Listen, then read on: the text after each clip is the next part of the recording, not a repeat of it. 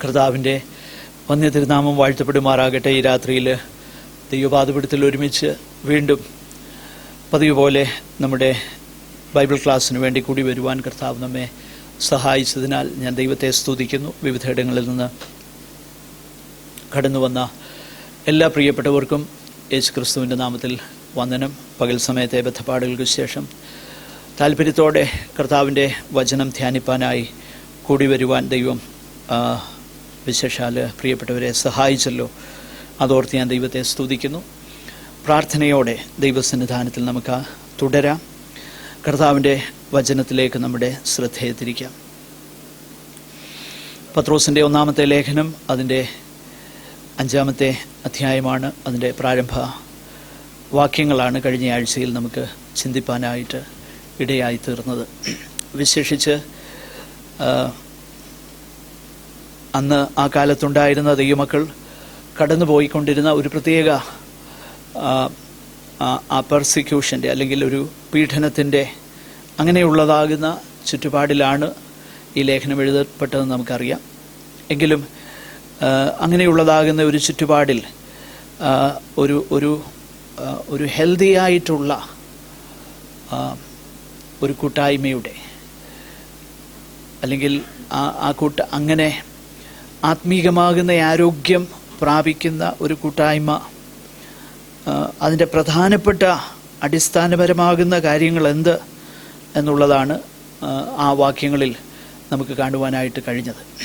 പ്രത്യേകിച്ച് പീഡനങ്ങളും ബുദ്ധിമുട്ടുകളും നേരിടുമ്പോൾ ദൈവസഭയ്ക്ക് ആവശ്യമായിരിക്കുന്നത് ദൈവവചനത്തിലുള്ളതാകുന്ന ഉറപ്പാണ് ആവശ്യമായിരിക്കുന്നത്. ദൈവവചനത്തിലുള്ളതാകുന്ന ഉറപ്പ് മാത്രമേ ദൈവമക്കളെ, ദൈവസഭയെ നിലനിർത്തുകയുള്ളൂ. ബാക്കി ഒരു കാര്യവും ദൈവസഭയെ നിലനിർത്തുകയില്ല എന്ന് നമ്മൾ ഗ്രഹിക്കണം. അതുകൊണ്ടാണ് കർത്താവ് തന്നെ പറഞ്ഞത്, എൻ്റെ ഈ വചനങ്ങളെ കേട്ട് ചെയ്യുന്നവൻ അവനെങ്ങനെയായിരിക്കും എന്ന് മത്തായിയുടെ സുവിശേഷം 7-ാം അധ്യായത്തിൽ നമ്മൾ കാണുന്നു. അപ്പോഴാ കാറ്റും ആ ഫ്ലഡിങ്ങും അതെല്ലാം വന്ന് അതിൽ അടിച്ചിട്ടും അത് നിലനിൽക്കുവാൻ ഇടയായി തീർന്നു. അങ്ങനെ നിലനിൽക്കാൻ ഇടയായി തീർന്നതിന് കർത്താവ് പറയുന്ന ഒരു കാരണം, എൻ്റെ ഈ വാക്കുകളെ കേട്ട് അവർ ചെയ്തു എന്നുള്ളത് മാത്രമാണ് അതിൻ്റെ കാരണം. അപ്പോൾ ദൈവസഭയുടെ നിലനിൽപ്പിനാവശ്യമായിരിക്കുന്നത്, പ്രത്യേകിച്ച് ദൈവസഭ പ്രശ്നങ്ങളെ നേരിടുമ്പോൾ, ദൈവസഭ പീഡനങ്ങളെ നേരിടുമ്പോൾ, ദൈവമക്കൾ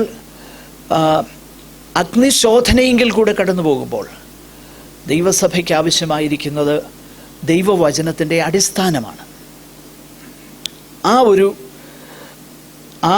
ഒരു ഹെൽത്തി സെറ്റിംഗ്, ഹെൽത്തി അറ്റ്മോസ്ഫിയർ ദൈവസഭയിൽ ഉണ്ടാകുന്നതിനെക്കുറിച്ചാണ് ഇവിടെ നമുക്ക് ആ ഒരു പ്രത്യേകമാകുന്ന കാര്യത്തെക്കുറിച്ചാണ് പത്രോസ് ഇവിടെ പറയുന്നത്. ഇവിടെ വിശേഷിച്ച് മൂപ്പന്മാരെ, ദൈവസഭയിലുള്ളതാകുന്ന ശുശ്രൂഷക വൃന്ദത്തെ ആദ്യമായിട്ട് അഭിസംബോധന ചെയ്തുകൊണ്ട് അവരെങ്ങനെ ആയിരിക്കണം, എങ്ങനെ അല്ലായിരിക്കണം എന്നുള്ള കാര്യം പറഞ്ഞു. നമ്മൾ കാണുന്നു, നിങ്ങളുടെ വിചാരണയിലുള്ള ദൈവത്തിൻ്റെ ആട്ടിൻകൂട്ടം, സഭ ദൈവത്തിൻ്റേതാണ്, ആരുടെയുമല്ല, ഒരു പ്രസ്ഥാനത്തിൻ്റേതല്ല ദൈവമക്കൾ, അല്ലെങ്കിൽ ഒരു സിനഡിൻ്റേതല്ല, ഒരു സുന്നഹദോസിൻ്റേതല്ല, ഒരു കമ്മിറ്റിയുടേതല്ല, അങ്ങനെയുള്ള ഒന്നിൻ്റേതുമല്ല ദൈവസഭ അല്ലെ ദൈവമക്കൾ. യേശു കർത്താവിൻ്റെ രക്തത്താൽ വീണ്ടെടുക്കപ്പെട്ടത് ദൈവത്തിൻ്റെ സഭയാണ്. ആ ദൈവത്തിൻ്റെ ആട്ടിൻകൂട്ടത്തെ മേയ്പ്പാനായിട്ട് ദൈവസഭയിൽ ആക്കി വച്ചിരിക്കുന്ന ശുശ്രൂഷക വൃന്ദത്തെക്കുറിച്ചാണ് നമ്മൾ കാണുന്നത്. വിവിധ ഇടങ്ങളിൽ അതിനുള്ള ബന്ധത്തിൽ പല കാര്യങ്ങൾ നമുക്ക് കാണുവാനായിട്ട് കഴിയുന്നുണ്ട്. എബ്രായ ലേഖനത്തിലേക്ക് വരുമ്പോൾ, നിങ്ങളോട് ദൈവവചനം പ്രസംഗിച്ച് നിങ്ങളെ നടത്തിയവരെ. അപ്പോൾ the whole mark of an elder in the church is his aptitude to teaching the word of God. അതായത് ദൈവവചനം പഠിപ്പിക്കുവാനുള്ള ആ പ്രത്യേക നിയോഗം, അതാണ് ഒരു കൂട്ടായ്മയിൽ ഒരു എൽഡറിനെ കുറിച്ച് ദൈവം ആഗ്രഹിക്കുന്നത്. നമ്മൾ തിമോഥെയോസിൻ്റെ ലേഖനത്തിൽ അത് വായിക്കുന്നുണ്ട്. നന്നായി ഭരിക്കുന്ന മൂപ്പന്മാരെ, വിശേഷാൽ ദൈവവചനത്തിൽ ആ ഉപദേശത്തിൽ അധ്വാനിക്കുന്നവരെ അനേക കാര്യങ്ങൾ നമുക്കതിനുള്ള ബന്ധത്തിൽ കാണുവാൻ കഴിയുന്നു. ഞാൻ അതിലേക്ക് പോകുന്നില്ല. എങ്ങനെയാകരുത് എന്നുള്ള കാര്യം നമ്മൾ കണ്ടു. നിർബന്ധത്താലല്ല, പിന്നെ ദൈവത്തിന് ഹിതമാവണ്ണം മനഃപൂർവ്വമായി, വില്ലിംഗ്ലി ദൈവത്തിന് ഹിതമാവണ്ണം മനഃപൂർവ്വമായി. അടുത്തത് ദുരാഗ്രഹത്തോടെയല്ല. ക്രിസ്തീയ ശുശ്രൂഷ എന്നുള്ളത് മണി മേക്കിംഗ് ബിസിനസ് അല്ല, അതല്ല ലക്ഷ്യം. അങ്ങനെ ഏതെങ്കിലും ലക്ഷ്യമുണ്ടെങ്കിൽ അത് ദൈവം ആഗ്രഹിക്കുന്ന കാര്യമല്ല. മണി മേക്കിംഗ് അല്ല ലക്ഷ്യം. ദുരാഗ്രഹത്തോടെയല്ല, ഉന്മേഷത്തോടെയും. അതിൻ്റെ ശേഷം ഇടവകളുടെ മേൽ കർത്തൃത്വം നടത്തുന്നവരായിട്ടല്ല, ലോഡിങ് ഇറ്റ് ഓവർ, നോ.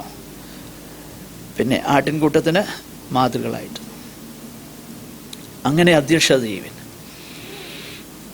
അങ്ങനെ ചെയ്താൽ എന്ത് ലഭിക്കുമെന്നുള്ളതാണ് അടുത്ത വാക്യത്തിൽ കാണുന്നത്.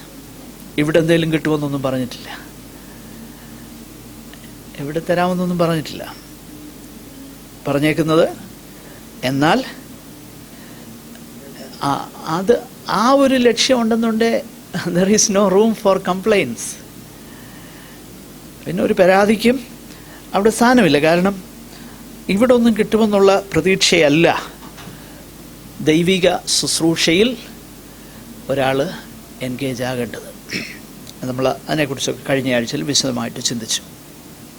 ഇനിയും അതിൻ്റെ അടുത്ത വാക്യങ്ങളിൽ, അതിൻ്റെ 5 മുതൽ 7 വരെയുള്ളതാകുന്ന വേദഭാഗമാണ് നമ്മൾ ഇന്ന് ചിന്തിപ്പാനായിട്ട് താല്പര്യപ്പെടുന്നത്. ഞാനൊന്ന് വായിക്കുന്നു.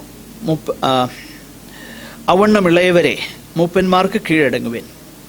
എല്ലാവരും തമ്മിൽ കീഴടങ്ങി താഴ്മ ധരിച്ചുകൊള്ളുവിൻ. ദൈവം നിഗളികളോട് എതിർത്ത് നിൽക്കുന്നു, താഴ്മയുള്ളവർക്കോ കൃപ നൽകുന്നു. അതുകൊണ്ട് അവിടുന്ന് തക്ക സമയത്ത് നിങ്ങളെ ഉയർത്തുവാൻ ദൈവത്തിൻ്റെ ബലമുള്ള കൈക്കീഴ് താണിരിപ്പിൻ. അവൻ നിങ്ങൾക്കായി കരുതുന്നതാകയാൽ നിങ്ങളുടെ സകല ചിന്താകുലവും അവൻ്റെ മേൽ ഇട്ടുകൊള്ളുവിൻ. അപ്പോൾ ആദ്യം ദൈവസഭയിലുള്ളതാകുന്ന ആ ദൈവം അധ്യക്ഷ സ്ഥാനത്തേക്ക് അല്ലെങ്കിൽ ശുശ്രൂഷയ്ക്കായിട്ട് വിളിച്ച് വേർതിരിച്ചവരെ അഡ്രസ്സ് ചെയ്ത ശേഷം, രണ്ടാമത് പൊതുവായി ദൈവസഭയുടെ ഒരു നല്ല ഹെൽതി റിലേഷൻഷിപ്പിന്, ആരോഗ്യപരമാകുന്ന ഒരു ബന്ധത്തിന് അടുത്തതായിട്ട് ദൈവസഭയിൽ ഉണ്ടായിരിക്കേണ്ട അടിസ്ഥാനപരമാകുന്ന ഇൻഗ്രീഡിയൻ്റ് എന്ന് പറയുന്നത് താഴ്മയാണ്.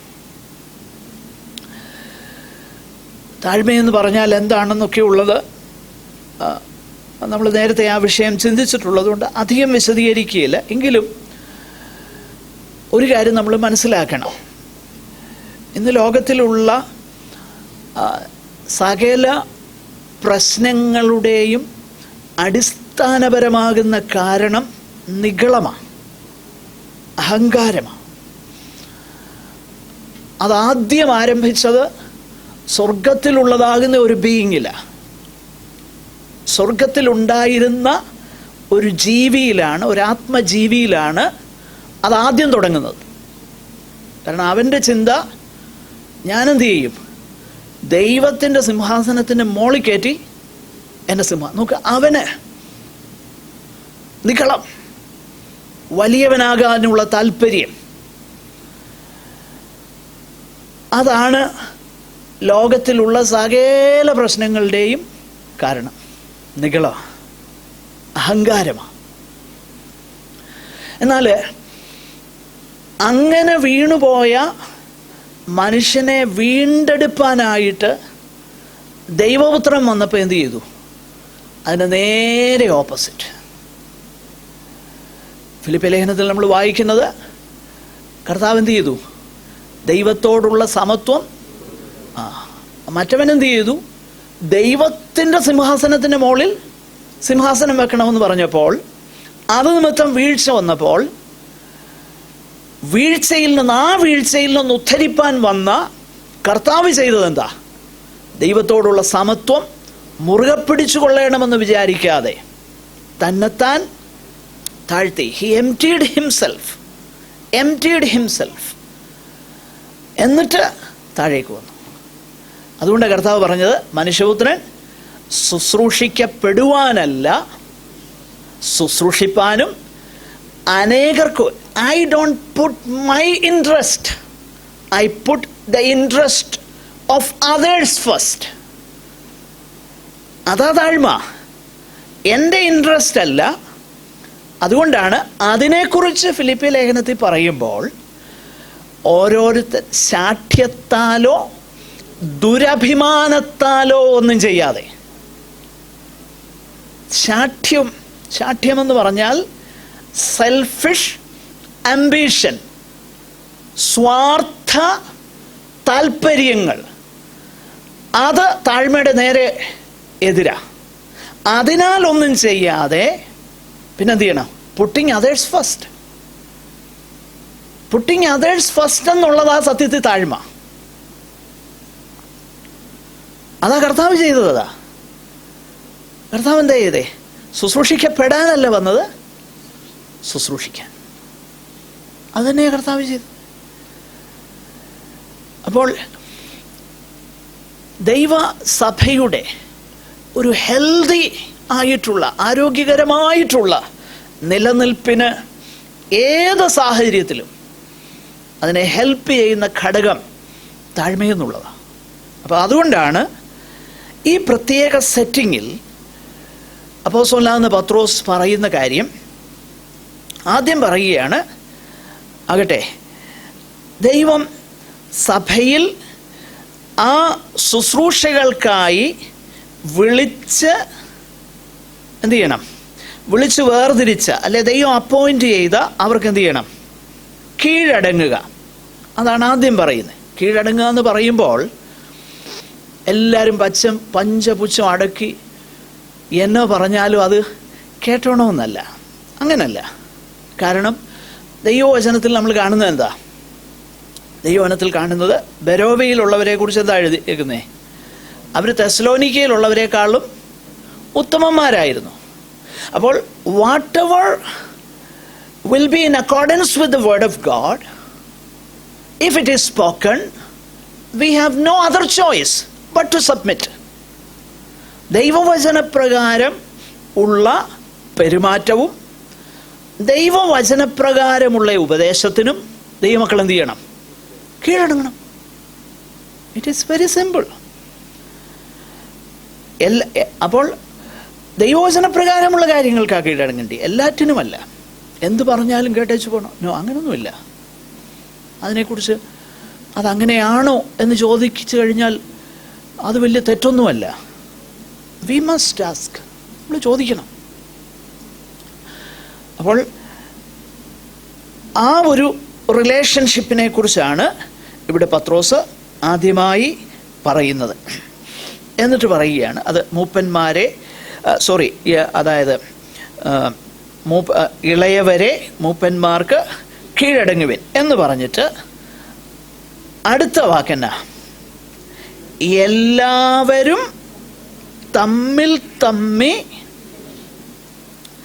അപ്പോൾ ആദ്യം നമ്മൾ ഈ മൂപ്പന്മാർക്ക് കീഴടങ്ങുക എന്നുള്ളത് നമ്മൾ വായിക്കുക. എബ്രായ ലേഖനത്തിൽ ഒരു വാക്യമുണ്ട്, നമുക്കറിയാവുന്നതാണല്ലോ. എബ്രായർ 13:17, നിങ്ങളെ നടത്തുന്നവരെ അനുസരിച്ച് കീഴടങ്ങിയിരിപ്പിൻ, അവർ കണക്ക് ബോധിപ്പിക്കേണ്ടുന്നവരാകിയാൽ നിങ്ങളുടെ ആത്മാക്കൾക്ക് വേണ്ടി ജാഗരിച്ചിരിക്കുന്നു.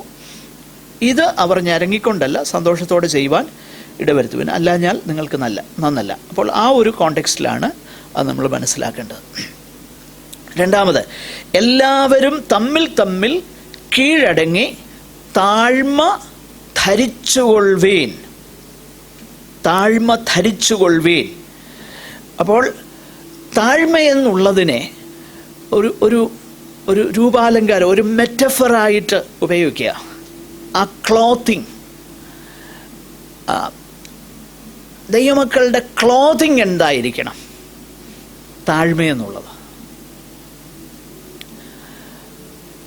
ഞാൻ ഇതിനു മുൻപ് പറഞ്ഞിട്ടുണ്ട്, ഒരു വ്യക്തിയെ തിരിച്ചറിയാൻ സഹായിക്കുന്നത് ആ വ്യക്തിയുടെ ഒഫീഷ്യൽ ഡ്രസ്സാ.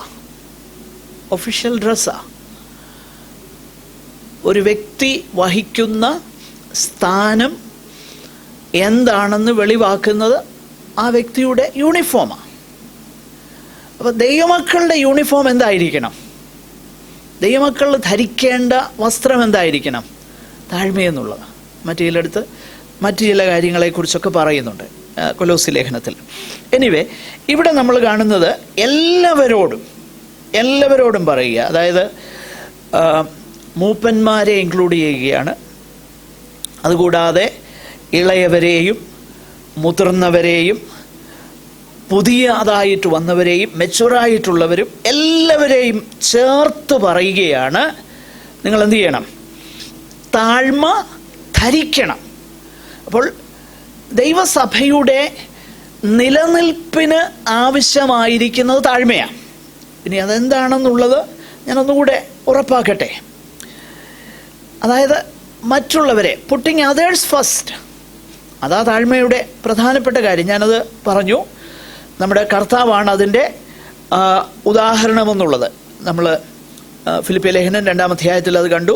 ശാഠ്യത്താലോ ദുരഭിമാനത്താലോ ഒന്നും ചെയ്യാതെ താഴ്മയോടെ ഓരോരുത്തൻ മറ്റുള്ളവനെ തന്നേക്കാൾ ശ്രേഷ്ഠനെന്ന് എണ്ണിക്കൊള്ളുവീൻ. അപ്പോൾ അതാണ് താഴ്മയെ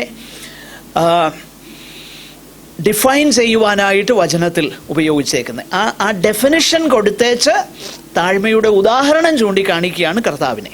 അതാണ് ഫിലിപ്പിയ ലേഖനത്തിൽ നമ്മൾ വായിക്കുന്നത്. ആദ്യം ഡിഫൈൻ ചെയ്തു, അതിനെ നിർവചിച്ചു. താഴ്മ എന്താണെന്നുള്ളത് ശാഠ്യത്താലോ സെൽഫിഷ് അംബിഷൻസ്, സെൽഫിഷ്നെസ്സിലോ കൺസീറ്റിലോ ഒന്നുമല്ല. But in humility count others better than yourselves. That person is more important than me, അല്ലെ ദാൻ ഐ. എന്നെക്കാൾ ആ വ്യക്തി പ്രാധാന്യമുള്ള ആളാണെന്ന് എനിക്ക് തിരിച്ചറിയാൻ കഴിയണം. എൻ്റെ ഉള്ളിൻ്റെ ഉള്ളിൽ തിരിച്ചറിയാൻ കഴിയണം. അങ്ങനെ ഞാൻ ചെയ്യുമ്പോൾ, മറ്റുള്ളവനെ ശ്രേഷ്ഠനെന്ന് ഞാൻ എണ്ണുമ്പോൾ, എനിക്ക് അടുത്തതായിട്ട് ചെയ്യാൻ കഴിയുന്നത്, ഞാൻ എൻ്റെ ഗുണമല്ല മറ്റുള്ളവൻ്റെ ഗുണം ഞാൻ നോക്കാനായിട്ട് തുടങ്ങും. ഓക്കെ, ഇതാ ദൈവമക്കളെക്കുറിച്ച് ദൈവം ആഗ്രഹിക്കുന്നത്, ദൈവസഭയെക്കുറിച്ച് ദൈവം ആഗ്രഹിക്കുന്നത്. അതിൻ്റെ ഒരു ഉദാഹരണമായിട്ടാണ്, ഒരു എക്സാമ്പിളായിട്ടാണ് കർത്താവിനെ ചൂണ്ടിക്കാണിക്കുന്നത്. ഫിലിപ്പിയ ലേഖനം 2-ാം അധ്യായം താഴോട്ട്, പ്രത്യേകിച്ച് 5 മുതൽ താഴോട്ടുള്ള വാക്യങ്ങളിൽ ഈ കാര്യം പറയുന്നു. അപ്പോൾ താഴ്മ ധരിക്കുവാനായിട്ട് ആവശ്യപ്പെടുന്നു. അതായിരിക്കട്ടെ നമ്മളുടെ വസ്ത്രം എന്ന് അപ്പോസ്തലനായ പത്രോസ് പറയുന്നു. എന്നിട്ട് എന്തുകൊണ്ടാണ്, what is the reason why we need to put on humility? എന്തുകൊണ്ട് താഴ്മ ധരിക്കണം? അതാണ് അടുത്ത സെൻറ്റൻസിൽ നമ്മൾ കാണുന്നത്. ദൈവം എന്ത് ചെയ്യുന്നു? നിഗളികളോട് എതിർത്ത് നിൽക്കുന്നു, താഴ്മയുള്ളവർക്കോ കൃപ നൽകുന്നു.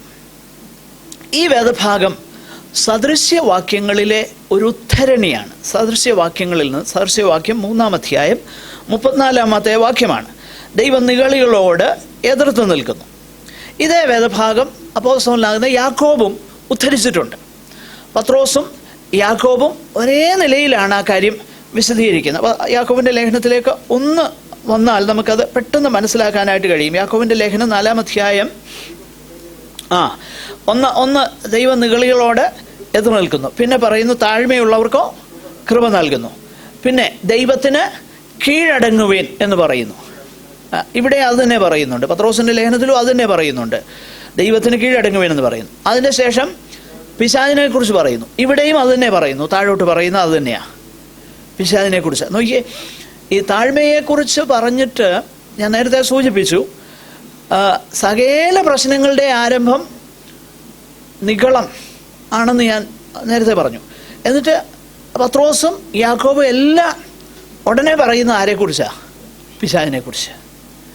അപ്പോൾ ഈ നിഗളവും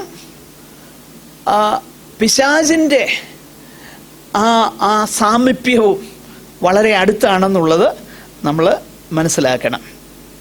എന്തുകൊണ്ടാണ് ദൈവം നിഗളികളോട് എതിർത്ത് നിൽക്കുന്നത്?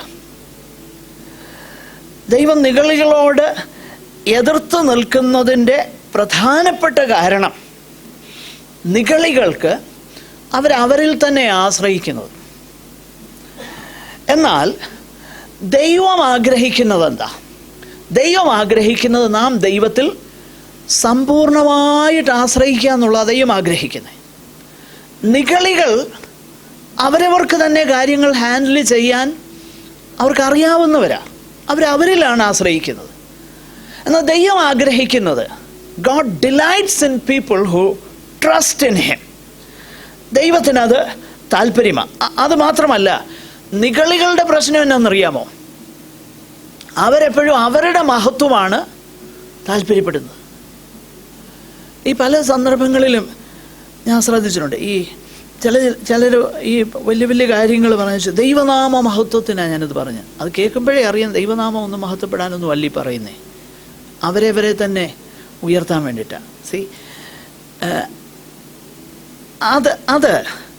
അതൊരിക്കലും ഈ ദൈവത്തിന് കൊടുക്കേണ്ടുന്ന മഹത്വം മനുഷ്യൻ ഏറ്റെടുക്കുന്നത് അതൊരിക്കലും ശരിയല്ല. ഞാൻ പല സന്ദർഭങ്ങളിൽ ആ കാര്യം നിങ്ങളോട് പറഞ്ഞിട്ടുണ്ട്. വിശേഷിച്ച് ഈ മനുഷ്യർ നമ്മളെ ഈ പൊക്കി പറയുമ്പോൾ ഇത് കേൾക്കാൻ നമുക്ക് വലിയ സുഖമാണ്. അത് ഏത് നിലയിലാണെങ്കിലും. ഇനിയിപ്പം ആരെങ്കിലുമൊക്കെ വന്ന് നമ്മുടെ തലയെ കൈവച്ചേച്ച് അടുത്ത കാലത്തെങ്ങും പ്രാർത്ഥിച്ചിട്ടില്ലെങ്കിലും നീ ഇടിവി നിൽക്കുന്നത് ഞാൻ കാണുന്നെന്നൊക്കെ പറയുമ്പോൾ ഭയങ്കര ഇഷ്ടമാണ്. അത് നമ്മുടെ ഒരു നേച്ചറാണ്. പക്ഷെങ്കിൽ ഇത് ഈ പറയുന്നവനേക്കാളും പ്രശ്നം ഇത് കേൾക്കുന്നവനാണ്. ഇത് നമ്മൾ മനസ്സിലാക്കണം. ഈ മുഖസ്തുതി കാര്യസാധ്യത്തിനായിട്ട് പറയുന്ന ആളിനേക്കാളും കേൾക്കുന്ന ആൾക്കാർ കൂടുതൽ കുഴപ്പം. അതൊരിക്കലും മറന്നുപോകില്ല. അതുകൊണ്ട് ഈ മുഖസ്തുതിയും കൊണ്ട് വരുന്നുണ്ടെ അത് കേൾക്കാനേ ഇഷ്ടപ്പെടരുത്. നമ്മൾ ഈ 12-ാം അധ്യായം അപ്പോസ്തല പ്രവൃത്തിയിൽ അതിന് നല്ലൊരു ഉദാഹരണം വായിക്കുന്നുണ്ട്. ഒരു ഹെരോദാവിനെ കുറിച്ച് വായിക്കുന്ന, ഹെരോദാവിൻ്റെ കയ്യിൽ നിന്ന് മുഖസ്തുതി ഉപയോഗിക്കുന്നത് തന്നെ സ്വന്തം കാര്യം നേടാൻ വേണ്ടിയിട്ടാണല്ലോ. എന്തേലുമൊക്കെ ഒന്നുമല്ലേ മെറ്റീരിയൽ, അല്ലെങ്കിൽ ആ ആളിൻ്റെ പ്രീതി പറ്റാനായിരിക്കും. അയ്യോ അമ്മാമ്മേ അച്ഛാന എന്നൊക്കെ പറയുമ്പോഴേ വേറെ ഒന്നും അല്ലെങ്കിലും, വേറെ മെറ്റീരിയൽ ബെനിഫിറ്റ് ഒന്നും ഇല്ലെങ്കിൽ തന്നെ ചിലപ്പോൾ ആ ആളിൻ്റെ ഒരു സിമ്പതി പിടിച്ച് പറ്റാനായിരിക്കും. അതുപോലെ തന്നെയാണ് നമ്മൾ കാണുന്നത് ഈ 12-ാം അധ്യായം അപ്പോസ്തല പ്രവൃത്തിയിൽ നമ്മൾ കാണുന്ന ഒരു കാര്യമുണ്ട്. ഹെരോദാവിനെ ഇത് ഒരു മനുഷ്യൻ്റെ ശബ്ദമല്ല, ദേവൻ്റെ ശബ്ദമാണെന്ന് പറഞ്ഞു. അപ്പോൾ ഹെരോദാവിനും തോന്നി അത് ദേവൻ്റെ ശബ്ദമാണ്. ഉടനെ നമ്മൾ വായിക്കുന്നത്, കർത്താവിൻ്റെ ദൂതൻ അവനെ അടിച്ചു, അവൻ കൃമിക്കിരയായി പ്രാണനെ വിട്ടു. അപ്പോൾ ഈ എൻ്റെ അഭിപ്രായത്തിൽ ഈ ഒത്തിരി ഒന്നും മനുഷ്യനെ അങ്ങ് പിന്നെ ഒരു എൻകറേജ്മെൻറ്റിന് ഒരാളോട് ജെനുവൻലി ഹൃദയത്തിൽ നിന്നൊരു എൻകറേജ്മെൻറ്റ് പറയുന്നത് അത് വേറെ വിഷയം. ജെനുവൻലി അത് ഹൃദയത്തിൽ നിന്ന് ഒരു എൻകറേജ്മെൻറ്റ് ആവശ്യമായിരിക്കുമ്പോൾ ഒരു നല്ല വാക്ക് പറയുന്നത് അതൊരു പക്ഷേ നന്നായിരിക്കും. എന്നാൽ നമ്മൾ ഒരിക്കലും ഈ മനുഷ്യനെ ഉയർത്തരുത്. ഒരിക്കലൊരു കർത്താവിൻ്റെ ഭൃത്യനെ കുറിച്ച് ചില വർഷങ്ങൾക്ക് മുൻപ് ബോംബെയിൽ അദ്ദേഹം അറിയപ്പെടുന്ന ഒരു ദൈവഭൃത്യനാണ്. ഒരു പക്ഷേ നിങ്ങൾ അദ്ദേഹത്തെ വാച്ച് ചെയ്തിട്ടുണ്ട്. ഡോക്ടർ രവി സക്കറിയാസ്. അദ്ദേഹം ഒരിക്കൽ ബോംബെ വന്നപ്പോഴേ ഞാനത് ഒരിക്കലും മറക്കുകയില്ല. അദ്ദേഹത്തിൻ്റെ പ്രവർത്തനങ്ങളെക്കുറിച്ചും അദ്ദേഹത്തിൻ്റെ ക്രിസ്തു സഭയ്ക്കുള്ള കോൺട്രിബ്യൂഷൻസിനെ കുറിച്ചുമൊക്കെ ഒരുപാട് അവിടെ ബോംബെ വീട്ടിൽ വെച്ച് നടന്ന ഒരു മീറ്റിങ്ങിൽ ഞാൻ പോയി സംബന്ധിച്ചു. ഒത്തിരി കാര്യങ്ങൾ പറഞ്ഞു കഴിഞ്ഞാൽ അദ്ദേഹം ആ മെസ്സേജ് തുടങ്ങുമ്പം പറഞ്ഞ ഒരു വാക്ക് ഞാൻ എപ്പോഴും ഓർക്കും. അദ്ദേഹം പറഞ്ഞ ഇങ്ങനെ, I would rather go home after hearing such an introduction than to speak to you tonight. അദ്ദേഹം പറഞ്ഞേ, ഇത്രയും വലിയ ഇൻട്രൊഡക്ഷനൊക്കെ ഇട്ടേച്ച് എനിക്ക് വീട്ടിൽ പോയാൽ കൊള്ളാമെന്നാണ് തോന്നുന്നതെന്ന് പറഞ്ഞു. സത്യത്തിൽ ഈ ദൈവത്തിന് റൈറ്റ്ഫുള്ളി ദൈവത്തിനുള്ളത്, കാരണം അതുകൊണ്ടാണ് ദൈവം എന്ത് ചെയ്യുകയാണ്, നിഗളികളോട് എതിർത്ത് നിൽക്കുന്നു. ദൈവം എപ്പോഴും നിഗളികളോട് എതിർത്താണ് നിൽക്കുന്നത്. കാരണം ഈ നിഗളമെന്നുള്ളത് അത് ഇറ്റ് ടേക്സ് ഡിഫറെൻറ്റ് ഫോംസ്, പല ഭാവങ്ങളിൽ നമ്മുടെ മനസ്സിലേക്ക് വരും. അതുകൊണ്ടാണ് അതിനെക്കുറിച്ച് താഴോട്ട് ചില കാര്യങ്ങൾ നമ്മൾ ചിന്തിക്കും. പക്ഷെങ്കിൽ എന്നാൽ താഴ്മയുള്ളവർക്ക് ദൈവം എന്ത് ചെയ്യുന്നു, കൃപ നൽകുന്നു.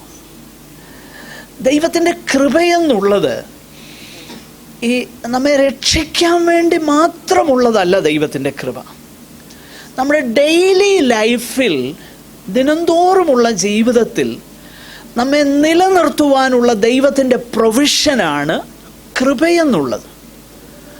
അതുകൊണ്ടാണ് അപ്പോസ്തലനാകുന്ന പൗലോസ് പറയുന്ന ഒരു കാര്യം, ഞാൻ അവരെക്കാളെല്ലാം അധ്വാനിച്ചു, കാര്യമൊക്കെ ശരിയാ, പക്ഷെങ്കിൽ ഞാനല്ല, എന്നോടുകൂടെയുള്ള ദൈവകൃപയാണത്. ഞാനാകുന്നത് കൃപയാലാകുന്നു. പ്രിയപ്പെട്ടവരെ, അത് നമ്മൾ വളരെ വ്യക്തതയോടെ മനസ്സിലാക്കണം. കാരണം നമ്മുടെ ജീവിതത്തിൻ്റെ നിലനിൽപ്പിന് ആവശ്യമായിരിക്കുന്നത് ദൈവകൃപയാണ്. ദൈവകൃപ ലഭിക്കണമെന്നുണ്ടെങ്കിൽ നമ്മൾ താഴ്മയുള്ളവരാകണം, വിനയമുള്ളവരാകണം.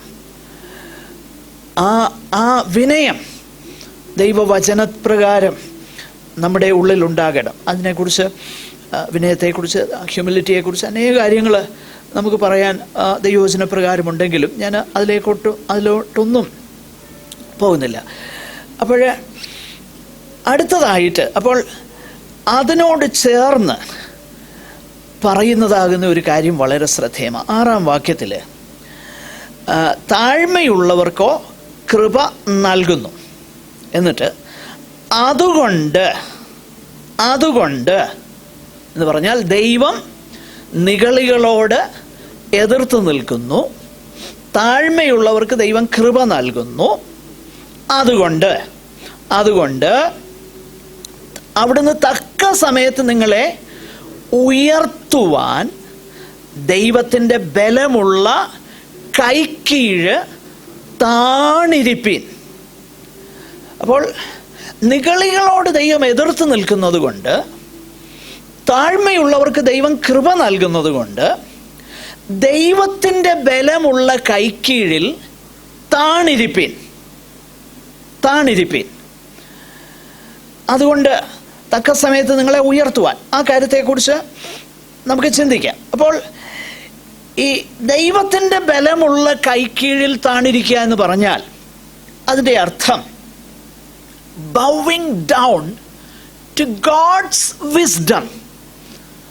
നമ്മുടെ ജീവിതത്തിൽ സംഭവിക്കുന്ന, അല്ലെ നമ്മളായിരിക്കുന്ന പല സാഹചര്യങ്ങളും നാം മനസ്സിലാക്കണം, ദൈവം അറിയാതെയും അനുവദിക്കാതെയും നമ്മുടെ ജീവിതത്തിൽ എന്ത് ചെയ്യുന്നില്ല, ഒന്നും സംഭവിക്കുന്നില്ലെന്ന് കർത്താവ് പറഞ്ഞിട്ടുണ്ട്. അപ്പോഴങ്ങനെയെങ്കിൽ ദൈവത്തിൻ്റെ അറിവോ അനുവാദമോ ഇല്ലാതെ ദൈവമക്കളുടെ ജീവിതത്തിൽ ഒന്നും സംഭവിക്കുന്നില്ല എന്നുള്ള തിരിച്ചറിവ് നമുക്കുണ്ടെങ്കിൽ, ദൈവത്തിൻ്റെ ആ ജ്ഞാനത്തിന്, ദൈവത്തിൻ്റെ ആ അറിവിന്, ദൈവം അനുവദിച്ചതാകുന്ന സകല കാര്യങ്ങൾക്കും ദൈവമക്കൾ എന്ത് ചെയ്യണം, താണിരിക്കുക.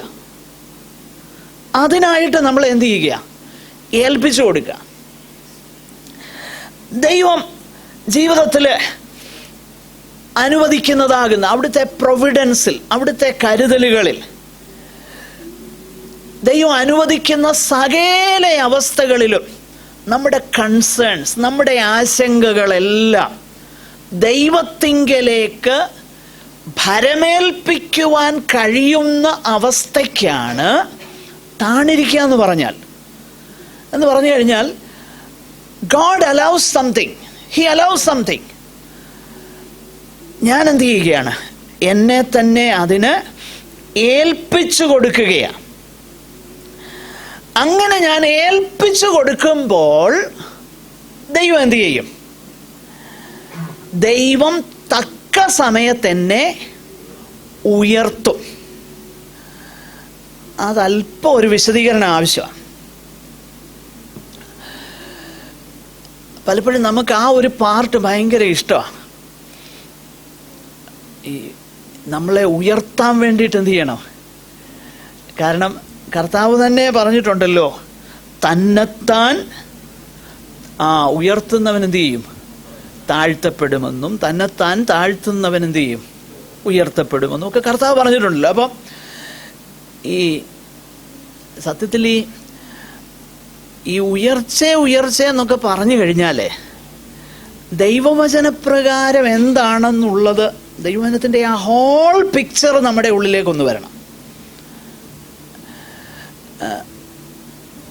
അത് മനസ്സിലാക്കുമ്പോഴാണ് അല്ലെങ്കിൽ ഈ ഉയർച്ച എന്നൊക്കെ പറഞ്ഞു കഴിഞ്ഞാൽ ഈ താഴ്മയെന്ന് പറയുന്നത് തന്നെ അത് ചുമ്മാ ഒരു പടമാണ്. കാരണം എപ്പോഴേലുമൊക്കെ ദൈവം ഉയർത്തും എന്നൊക്കെ പറയുമ്പോൾ നമ്മുടെ മനസ്സിലേക്കൊക്കെ വരുന്നത് എന്താണെന്നറിയാമോ?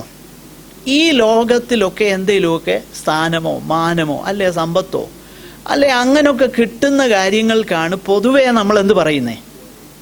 ഉയർച്ചയെന്ന് പറയുന്നത്. എന്നാൽ വേദപുസ്തകം അങ്ങനെ അല്ല പഠിപ്പിക്കുന്നതെന്നുള്ളത് നമ്മൾ മനസ്സിലാക്കണം. ഇവിടെ എന്താണെന്ന് വ്യക്തമാക്കുന്നില്ല പത്രോസ് അപ്പോസ്തലൻ ഇവിടെ. അത് നമ്മൾ മനസ്സിലാക്കണം. ഈ വേദഭാഗത്ത് പത്രോസ് അപ്പോസ്തലൻ അതെന്താണെന്ന് പറയുന്നില്ല. എന്നാൽ ഒരു കാര്യം ഉറപ്പാണ്, പത്രോസ് അർത്ഥമാക്കുന്നത് ഈ ഭൂമി കിട്ടാൻ പോകുന്ന കാര്യത്തെക്കുറിച്ച് അല്ലെന്നുള്ളത് ഉറപ്പാണ്. കാരണം ഈ ഭൂമി കിട്ടാൻ പോകുന്നതിനെ കുറിച്ചായിരുന്നുണ്ടേ മോളിൽ മൂപ്പന്മാരോട് പറഞ്ഞാൽ മതിയായിരുന്നല്ലോ, നിങ്ങൾക്ക് ഇവിടെ ഇന്നത് തരും, ഇന്നത് കിട്ടും എന്നൊക്കെ പറഞ്ഞാൽ മതിയായിരുന്നല്ലോ മൂപ്പന്മാരോട്, ഇല്ലേ? നിങ്ങൾ ദുരാഗ്രഹത്തോടെ ചെയ്യരുത്, നിർബന്ധത്തോടെ ചെയ്യരുത് എന്നൊക്കെ പറയുമ്പോൾ മൂപ്പന്മാരോട് പറഞ്ഞാൽ മതിയല്ലോ, നിങ്ങൾ ദുരാഗ്രഹത്തോടെ അല്ലാതെ നിർബന്ധത്തോടെ അല്ലാതെ ഒക്കെ ചെയ്യുമ്പോൾ നിങ്ങൾക്ക് ഇന്ന കാര്യങ്ങളൊക്കെ ഇവിടെ ലഭിക്കുമെന്ന് പറഞ്ഞാൽ മതിയല്ലോ. എന്നാൽ അവിടെ അങ്ങനെ അല്ല പറയുന്നത്. ഈ ലോകത്തിൽ കിട്ടുന്ന ഒരു കാര്യത്തെക്കുറിച്ചും അല്ല പറയുന്നത്. പിന്നെ എന്താ?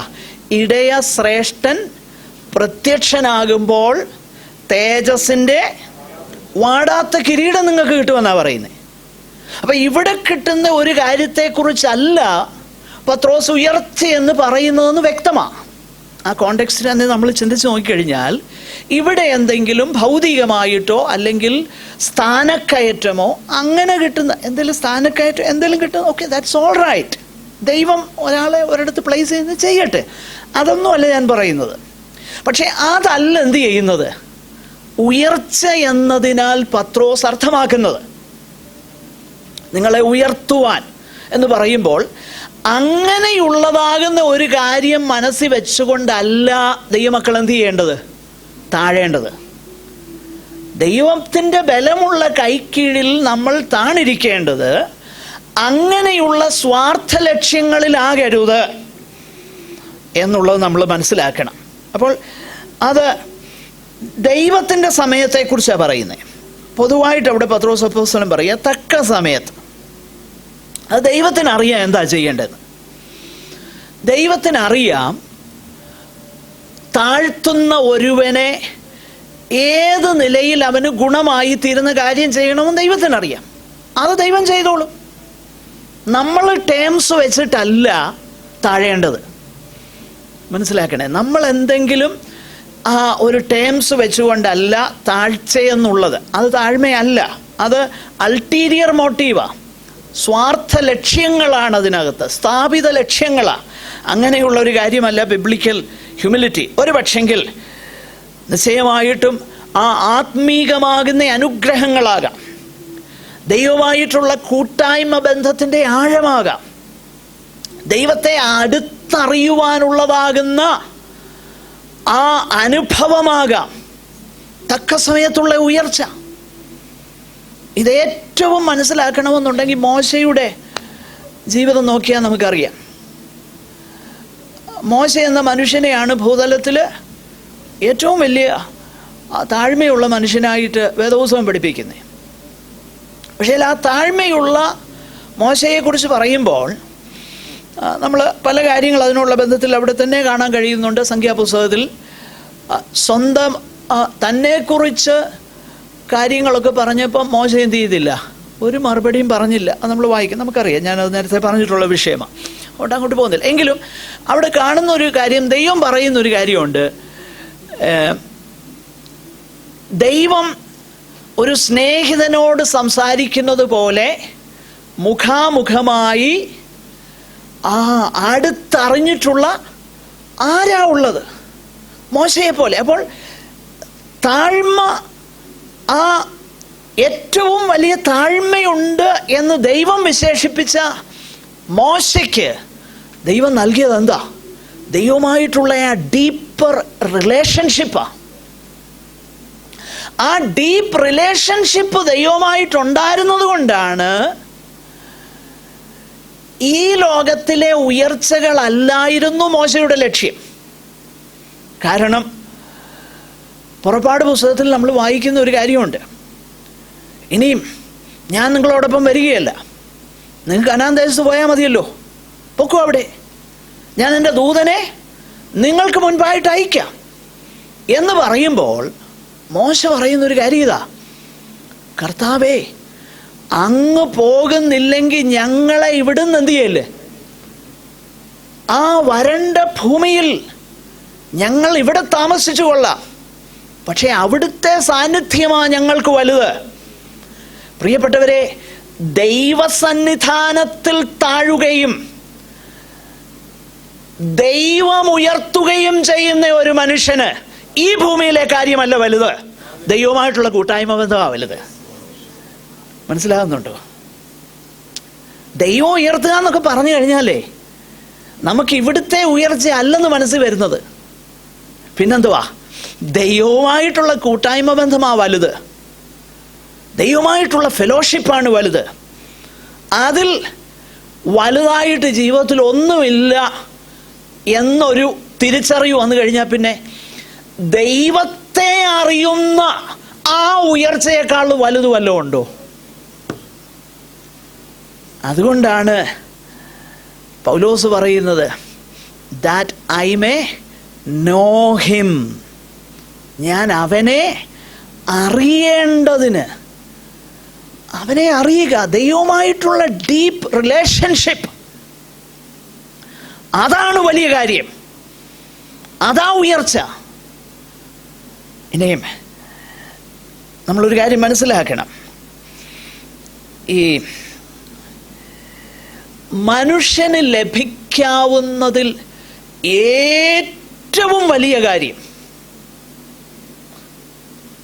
മനുഷ്യന് ലഭിക്കാവുന്നതിൽ ഏറ്റവും വലിയ കാര്യം ദൈവത്തിൻ്റെ മഹത്വം റിഫ്ലക്റ്റ് ചെയ്യുന്ന, അത് പ്രതിഫലിപ്പിക്കുന്ന ഒരു പാത്രമായി തീരുന്നതാണ് ഏറ്റവും ഹയസ്റ്റ് ഓണർ. മനസ്സിലാക്കണേ, ദൈവത്തിൻ്റെ മഹത്വം പ്രതിഫലിപ്പിക്കുവാൻ ഒരു മനുഷ്യൻ ഈ ഭൂമിയിൽ കഴിയുന്നെങ്കിൽ അതാ വലിയ ഓണർ. അതിക്കവിഞ്ഞൊരു ഓണർ മനുഷ്യന് വരാനില്ല. അതുകൊണ്ടാണ് ഈ 40 രാവും 40 പകലും ഒക്കെ ദൈവസന്നിധാനത്തിലേക്ക് ആയിരുന്ന ശേഷം മോശ മടങ്ങി വരുമ്പോൾ നമ്മൾ വായിക്കുന്നത് എന്താ? അവന് God's glory reflecting on his face. അതിപ്പരം വലിയൊരു ഓണർ വരാനുണ്ടോ? നമ്മളൊന്ന് ചിന്തിച്ച് നോക്കിയേ. ദൈവവുമായിട്ടുള്ളതാകുന്ന ബന്ധത്തിൽ എൻ്റെ ജീവിതം ചേഞ്ച് ചെയ്യപ്പെടുക എന്നുള്ളതിനേക്കാളും വലിയ ഓണർ ഈ ഭൂമിയിൽ വരാനുണ്ടോ? അതിനേക്കാളും വലിയ ഉയർച്ച വരാനുണ്ടോ? പക്ഷേ അത് ഉയർച്ചയായിട്ട് നമ്മൾ കാണുന്നെങ്കിൽ എന്നുണ്ടെങ്കിൽ ദാറ്റ് ഈസ് അല്ല ഈ ഭൂമിയിലെ കാര്യമൊക്കെയാണ് നമുക്ക് വലുതെങ്കിൽ നമ്മൾ ആന്നല്ലേ ചിന്തിക്കും. തക്ക സമയത്ത് ഉയർത്തുക എന്ന് പറഞ്ഞു കഴിഞ്ഞാൽ കാരണം ഇൻ ദ ഫസ്റ്റ് പ്ലേസ് ദൈവത്തിൻ്റെ വിസ്ഡത്തിന് നമ്മളെ ഏൽപ്പിച്ചു കൊടുക്കുമ്പോൾ, ദൈവത്തിൻ്റെ ബലമുള്ള കൈക്കീഴിൽ നമ്മൾ താണിരിക്കുമ്പോൾ, ദൈവം ചെയ്യുന്നത് എന്തെന്ന് ദൈവത്തിന് അറിയാമെന്ന് ഞാൻ സമ്മതിക്കുക. കർത്താവേ, I don't know but you know. എനിക്കറിയത്തില്ല, അങ്ങയ്ക്കറിയാം അവിടുന്ന് എന്താ ചെയ്യുന്നതെന്ന്. എനിക്കിതുകൊണ്ട് ഇപ്പം നാളെക്കുറിച്ച് എനിക്കൊന്നും കാണാൻ കഴിയുന്നില്ല, പക്ഷേ എനിക്കൊന്നറിയാം, അവിടുന്ന് തെറ്റായിട്ടൊന്നും ചെയ്യുന്നില്ല. അതുകൊണ്ട് ഞാൻ എന്നെ തന്നെ അങ്ങ് തരികയാണ്. അതാണ് താഴ്ത്തുക എന്ന് പറഞ്ഞു കഴിഞ്ഞാൽ. ദൈവത്തിൻ്റെ ബലമുള്ള കൈക്കീഴിൽ നമ്മളെ എന്ത് ചെയ്യുക? നമ്മൾ താഴ്ത്തുക. അങ്ങനെ താഴ്ത്തുമ്പോൾ, കാരണം ദൈവം നമ്മളെക്കുറിച്ച് ആഗ്രഹിക്കുന്ന ഒരു കാര്യം പൗലോസ് അപ്പോസ്തലൻ പറയുന്ന എഫേസ്യർ 1:12 ക്രിസ്തുവിൽ ആശ വെച്ചവരായ ഞങ്ങൾ അവിടുത്തെ മഹത്വത്തിൻ്റെ പുകഴ്ചയ്ക്കാകേണ്ടതിന് തന്നെ. അപ്പോഴങ്ങനെയെങ്കിൽ ദൈവത്തിൻ്റെ മഹത്വമാണ് വലിയ കാര്യം. അപ്പോൾ ഞാൻ ദൈവമഹത്വത്തിനായിട്ട് എന്നെ തന്നെ ഏൽപ്പിച്ചു കൊടുക്കുക. ഞാൻ എത്രത്തോളം എന്നെ തന്നെ താഴ്ത്തുന്നുവോ അത്രത്തോളം ദൈവകൃപ എന്നിലേക്കൊഴുകും. നമ്മൾ നാട്ടിലിങ്ങനെ പറയാറുണ്ട്, താണ നിലത്തെ നീരോടു എന്ന് പറയാറുണ്ട്. നാം എത്രത്തോളം നമ്മെ തന്നെ താഴ്ത്തുന്നോ ദൈവത്തിൻ്റെ കൃപ നമ്മിലേക്ക് വരികയാണ്. എത്രത്തോളം നമ്മളെ തന്നെ ഏൽപ്പിച്ചു കൊടുക്കുന്നുവോ അത്രത്തോളം ദൈവത്തിൻ്റെ കൃപ നമ്മിലേക്ക് വരികയാണ്. അപ്പോഴങ്ങനെ ദൈവത്തിന് നമ്മളെ ഏൽപ്പിച്ചു കൊടുക്കുമ്പോൾ ദൈവത്തിന് നൽകാൻ കഴിയുന്ന ഏറ്റവും വലിയ ഉയർച്ച തന്നെ തന്നെ നമുക്ക് തരിക എന്നുള്ളതാണ്. God giving himself to us. അതിനേക്കാളും വലിയ കാര്യം വല്ലതും ഉണ്ടോ? ഈ ദൈവത്തെ ഒഴിവാക്കി വേറെ എന്തേലും തരുന്നതല്ല ഉയർച്ച. ദൈവം തന്നെ തന്നെ നമുക്ക് തരുന്നതാ, തന്നെ തന്നെ നമുക്ക് നൽകുന്നതാണ് ഉയർച്ചയെന്നുള്ളത് നമ്മൾ മനസ്സിലാക്കണം. പ്രിയപ്പെട്ടവരെ, അതൊരിക്കലും മറന്നു പോകരുത്. അപ്പോഴങ്ങനെയാണെങ്കിൽ താഴ്മയുടെ ഉദാഹരണമായിട്ട് വേദപുസ്തകം ചൂണ്ടിക്കാണിക്കുന്ന നമ്മുടെ കർത്താവിനെയൊക്കെ നമ്മൾ ധ്യാനിക്കുമ്പോൾ, നമ്മൾ ദൈവത്തിൻ്റെ വിസ്ഡത്തിന് നമ്മളെ ഏൽപ്പിച്ചു കൊടുക്കുമ്പോൾ, ദൈവം അവിടുത്തെ കൃപ നമ്മിലേക്ക് നൽകുമ്പോൾ, ദൈവം നമ്മളെ തക്ക സമയത്ത് ഉയർത്തുക എന്ന് പറഞ്ഞാൽ അതിൻ്റെ അർത്ഥം മറ്റൊന്നുമല്ല, അവിടുത്തെ പുത്രനോട് നമ്മെ അനുരൂപപ്പെടുത്തുകയാണ്. അതാ ഉയർച്ച. വേറെ ഒന്നും മനസ്സിൽ കയറി വരരുത്. വേറെ എന്തെങ്കിലും ഇവിടെ കിട്ടുന്ന കാര്യങ്ങളെക്കുറിച്ചല്ല വേദപുസ്തകം പഠിപ്പിക്കുന്നത്. ഈ ഭൂമിയിൽ കർത്താവിനോട് ഒരു മനുഷ്യൻ എത്രത്തോളം അനുരൂപപ്പെടാൻ കഴിയുന്നോ അതാ ഉയർച്ച. ആ ഒരു കാഴ്ചപ്പാടിലേക്ക് ദൈവമക്കൾ വരണം. തക്ക സമയത്ത് ഉയർത്തുക ഉയർത്തുക എന്നൊക്കെ പറയുമ്പോൾ മറ്റൊന്നും നമ്മുടെ ഹൃദയത്തിലേക്ക് വരരുത്. കർത്താവിനോടുള്ളതാകുന്ന കൺഫോമിറ്റിയാണ് ഉയർച്ച. The more I am conformed to the Lord Jesus Christ, the more radiant the glory of God in this unworthy vessel. ഈ അയോഗ്യമാകുന്ന പാത്രത്തിൽ എത്രത്തോളം കർത്താവിനോട് അനുരൂപപ്പെടുമോ അത്രത്തോളം ദൈവത്തിൻ്റെ മഹത്വം ഞാൻ റേഡിയേറ്റ് ചെയ്യുകയാണ്. അതാണ് ഉയർച്ച, അതാണ് ഉയർച്ച. അതാ ദൈവം നമ്മളെക്കുറിച്ച് ആഗ്രഹിക്കുന്നത്. അത് നമുക്ക് താല്പര്യപ്പെടാം. അതാണ് ദൈവത്തിൻ്റെ വഴിയെന്നുള്ളത്. ഇനിയും അതിൻ്റെ 7-ാമത്തെ വാക്യത്തിലേക്ക് വരുമ്പോൾ, ആ വാക്യം കൂടെ പറഞ്ഞ് ഞാൻ പെട്ടെന്ന് അവസാനിപ്പിക്കുവാനാണ് താല്പര്യപ്പെടുന്നത്. 7-ാമത്തെ വാക്യത്തിലേക്ക് വരുമ്പോൾ, അങ്ങനെ ദൈവത്തിൻ്റെ ആ ബലമുള്ളതാകുന്ന കൈക്കീഴിൽ നമ്മൾ താഴ്ത്തുമ്പോൾ എന്താ സംഭവിക്കുന്നത്? അവൻ നിങ്ങൾക്കായി കരുതുന്നതാകയാൽ നിങ്ങളുടെ സകല ചിന്താകുലവും അവൻ്റെ മേലിട്ടുകൊള്ളുവിൻ. the more humble a person, the less anxious he will be. നമുക്ക് നമ്മളെ തന്നെ അളക്കാനുള്ള ഒരു അളവ് പോലെ കേട്ടോ. നമുക്ക് താഴ്മയുണ്ടോ എന്ന് നമ്മളെ തന്നെ അളക്കാൻ ഒരു നല്ല അളവ് പോലെ. ഞാനത് എൻ്റെ ഹൃദയത്തിലേക്ക് ആ ചിന്ത ഇന്നാണ് കടന്നു വന്നത്. ഞാൻ ഈ ഭാഗം ധ്യാനിച്ചുകൊണ്ടിരുന്നപ്പോഴാണ് ആ ചിന്ത മനസ്സിലേക്ക് വന്നത്. അതായത്, ഞാൻ ആങ്ഷ്യസ് ആണെങ്കിൽ അതിൻ്റെ അർത്ഥം ഞാനൊരു പ്രൗഡ് ഇൻഡിവിജ്വലാണ്. കാരണം ഞാൻ കാര്യങ്ങൾ ഹാൻഡിൽ ചെയ്യുന്നത് കൊണ്ടാണ്.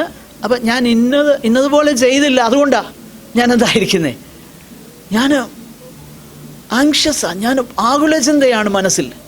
അല്ലെ എനിക്കതൊക്കെ ചെയ്യാൻ കഴിയും എന്നുള്ള ചിന്തയാണ്. എന്നാൽ നേരെ മറിച്ച് ഞാൻ ചെയ്യേണ്ട കാര്യങ്ങൾ ഞാൻ ചെയ്യുന്നുണ്ട്. ആ വിഷയത്തെക്കുറിച്ചല്ല ഞാൻ പറയുന്നത്.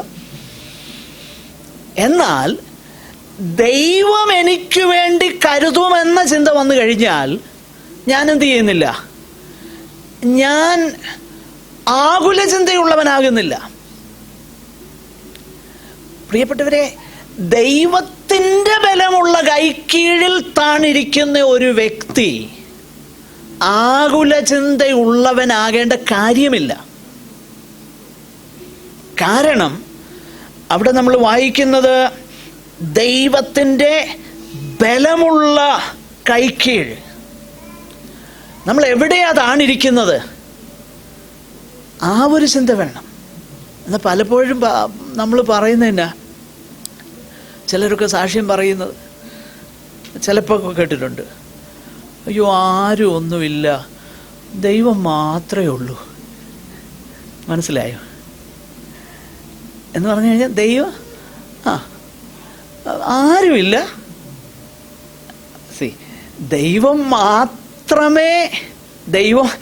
ദൈവം മാത്രമേ ഉള്ളെന്ന്. എന്നാൽ ഇവിടെ പത്രോസ് അപ്പോസ്തലൻ പറയുന്നത് എന്താ, ദൈവം മാത്രം മതിയെന്നാ പറയുന്നത്. ദൈവം മാത്രം മതിയെന്നാ പറയുന്നത്. കാരണം ദൈവത്തിൻ്റെ ബലമുള്ള കൈക്കീഴ്. കാരണം എന്താ, മനുഷ്യൻ്റെ സഹായം എന്താ, വ്യർത്ഥമാ. മനുഷ്യൻ്റെ സഹായം എല്ലാം വ്യർത്ഥമാ. അവൻ്റെ ശ്വാസം പോകുന്നു. മനുഷ്യൻ്റെ സഹായമല്ല ദൈവത്തിൻ്റെ ബലമുള്ള കൈക്കീഴ്. അങ്ങനെ ആ ദൈവത്തിൻ്റെ ബലമുള്ളതാകുന്ന കൈക്കീഴിൽ താണിരിക്കുകയും നമ്മുടെ ചിന്താകുലങ്ങളെ ദൈവത്തിൻ്റെ മേൽ ഇടുകയും ചെയ്യുമ്പോൾ ദൈവത്തിൻ്റെ ബലമുള്ളതാകുന്ന കരത്തിൻ കീഴെ താഴ്ന്നിരിക്കുകയും നമ്മുടെ ചിന്താകുലങ്ങളെ ദൈവത്തിങ്കലേക്ക് ഇടുകയും ചെയ്യുമ്പോൾ ട്രൂ ഹ്യൂമിലിറ്റി നമ്മിൽ ഉണ്ടാകാൻ തുടങ്ങും. ഈ പ്രൗഡ് അല്ലെങ്കിൽ അഹങ്കാരമെന്നുള്ളതും ഹ്യൂമിലിറ്റി എന്നുള്ളതും, അഹങ്കാരവും ആകുല ചിന്തയും ഒന്നിച്ചു പോകുന്നതാണ്. എന്നാൽ ഹ്യൂമിലിറ്റിയും താഴ്മയും ദൈവാശ്രയബോധവും ഒന്നിച്ചു പോകുന്നതാണ്. അപ്പം ഞാൻ എത്രത്തോളം ആകുല ചിന്തയുള്ളവനാകുന്നോ അത്രത്തോളം ഞാൻ അഹങ്കാരിയാണെന്നാണ് വരുന്നത്. എന്നാൽ ആകുല ചിന്ത മാറിയിട്ട് ദൈവമാ കരുതുന്നതെന്നുള്ള ചിന്ത വരുമ്പോൾ ദൈവത്തിൻ്റെ ബലമുള്ള കൈക്കീഴിൽ ഞാൻ എന്നെ തന്നെ താഴ്ത്തുകയാണ്. എൻ്റെ സകല കാര്യങ്ങളെയും ദൈവത്തിങ്കൽ ഞാൻ ഏൽപ്പിക്കുകയാണ്. അതാണ് ദൈവം നമ്മളെക്കുറിച്ച് ആഗ്രഹിക്കുന്നത്. അപ്പോൾ അങ്ങനെ ഞാൻ എന്നെ തന്നെ താഴ്ത്തുമ്പോൾ എനിക്ക് താഴ്മയുണ്ടാകും. എനിക്ക് മറ്റുള്ളവനെ എന്നെക്കാളും ശ്രേഷ്ഠനെന്ന് എണ്ണുവാനായിട്ട് കഴിയും. ഈ 55-ാമത്തെ സങ്കീർത്തനം അതിൻ്റെ 22-ാമത്തെ വാക്യമാണ് സത്യത്തിൽ ഇവിടെ പത്രോസ് അപ്പോസ്തലൻ ഉപയോഗിക്കുന്നത്. അവിടെ ഇങ്ങനെയാ, നിന്റെ ഭാരം യഹോവയുടെ മേൽ വെച്ചുകൊള്ളുക, അവൻ നിന്നെ പുലർത്തും. എന്നിട്ട് അടുത്ത സെൻറ്റൻസ് ഇങ്ങനെയാ, തൻ്റെ നീതിമാൻ കുലുങ്ങിപ്പോകുവാൻ അവൻ ഒരു നാളും സമ്മതിക്കുകയില്ല. അത് നമ്മൾ മനസ്സിലാക്കണം. ദൈവം ഒരിക്കലും സമ്മതിക്കുകയില്ല. നമ്മൾ പ്രസൻറ്റ് സിറ്റുവേഷൻസിൽ നമുക്ക് ഒരുപാട് അസൗകര്യങ്ങളുണ്ടാകാം, ഒരുപാട് ആശങ്കയുണ്ടാക്കുന്ന കാര്യങ്ങൾ നമ്മുടെ ജീവിതത്തിൽ ഉണ്ടാകാം. പല കാര്യങ്ങളും നമ്മുടെ മനസ്സിലേക്ക് ആശങ്ക ഉണ്ടാക്കും, ആകുല ചിന്തയുണ്ടാക്കും. ഇന്നതിന് എങ്ങനെ. പക്ഷെങ്കിൽ ദൈവത്തിങ്കിലേക്ക് നമ്മൾ അത് ഇട്ട് കഴിയുമ്പോൾ, ദൈവകരങ്ങളിലേക്ക് ഏൽപ്പിച്ചു കൊടുത്തു കഴിയുമ്പോൾ, ആ ആകുല ചിന്ത നമ്മിൽ നിന്ന് മാറുന്നു എങ്കിൽ അതിൻ്റെ അർത്ഥം നമ്മൾ താഴ്മയുള്ളവരാകുകയാണെന്നാണ് അതിൻ്റെ അർത്ഥം. അതാണ് ദൈവത്തിൻ്റെ ബലമുള്ളതാകുന്ന കൈക്കീഴിൽ നിങ്ങൾ എന്ത് ചെയ്യണം? താണിരിപ്പീൻ.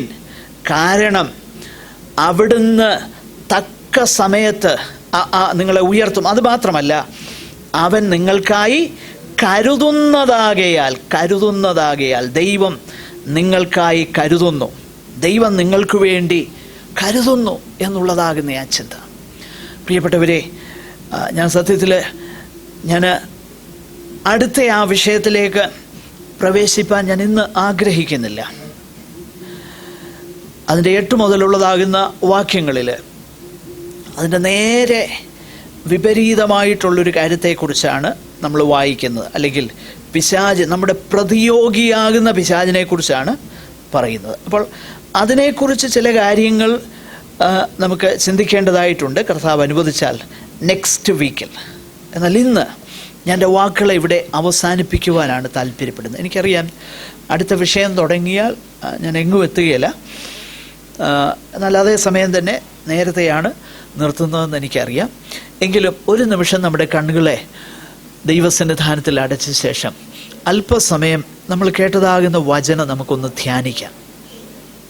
പലപ്പോഴും ആകുല ചിന്തകൾ നമ്മിലേക്ക് വരുമ്പോൾ നാം അത് സ്തോത്രത്തോടെ ദൈവകരങ്ങളിൽ കൊടുത്തിട്ട് നമ്മുടെ ഹൃദയത്തെ പിന്നെ അത് അലട്ടാറുണ്ടോ? അങ്ങനെ അലട്ടുന്നുവെങ്കിൽ നമ്മളൊരു കാര്യം മനസ്സിലാക്കണം, നമ്മൾ കൂടുതൽ താഴ്മയുള്ളവരായി തീരേണ്ടിയിരിക്കുന്നു. ദൈവം നമ്മുടെ ജീവിതത്തിൽ അനുവദിക്കുന്ന സകല കാര്യങ്ങളും നമ്മളെ താഴ്ത്തുവാൻ വേണ്ടിയിട്ടാണ്. ദൈവത്തിന് നമ്മളെ താഴ്ത്തുന്നു എങ്കിലേ ദൈവം ആഗ്രഹിക്കുന്ന നിലയിലുള്ള കാര്യങ്ങൾ നമ്മിൽ ചെയ്യുവാൻ കഴിയത്തുള്ളൂ. കാരണം ദൈവപുത്രനാകുന്ന ക്രിസ്തു അവിടുന്ന് ദൈവസ്വരൂപത്തിലിരിക്കുക, ദൈവത്തോടുള്ള സമത്വം മുറുകെ പിടിച്ചു കൊള്ളണമെന്ന് വിചാരിക്കാതെ തന്നെത്താൻ ഒഴിച്ചു. അവിടുന്ന് താഴ്ത്തി ദാസരൂപമെടുത്തു, വേഷത്തിൽ മനുഷ്യനായിട്ട് ഇവിടേക്ക് ഇറങ്ങി വന്നെങ്കിൽ ആ കർത്താവിനോട് അനുരൂപപ്പെടുന്ന ആ ഉയർച്ച അതൊന്ന് കണ്ടിട്ട് ദൈവകരങ്ങളിൽ നമ്മളെ ഏൽപ്പിക്കാം. കർത്താവെ, അങ്ങനെയെങ്കിൽ എൻ്റെ ജീവിതത്തിൽ ഇന്ന് അനുവദിക്കുന്ന സകല കാര്യങ്ങളും അങ്ങ് അറിയാതല്ലോ, അവിടുന്ന് അനുവദിച്ചിട്ടാണല്ലോ. അങ്ങനെയെങ്കിൽ അങ്ങയിലൊന്ന് ചാരുവാൻ, അങ്ങയിലൊന്ന് ആശ്രയിപ്പാൻ, എൻ്റെ ചിന്താകുലങ്ങളെല്ലാം കർത്താവിൻ്റെ മേലൊന്നിട്ടിട്ട് എൻ്റെ മനസ്സൊന്ന് ഫ്രീ ആകത്തക്കവണ്ണം ഞാൻ താഴ്മയുള്ളവനാകുവാൻ ദൈവം എനിക്ക് കൃപ തരണമേ. കർത്താവെ, ഞങ്ങൾ സഭയായിട്ട് ഈ ലോകത്തിലായിരിക്കുമ്പോൾ അതാണല്ലോ ദൈവം ഞങ്ങളിൽ നിന്ന് ആഗ്രഹിക്കുന്നത്.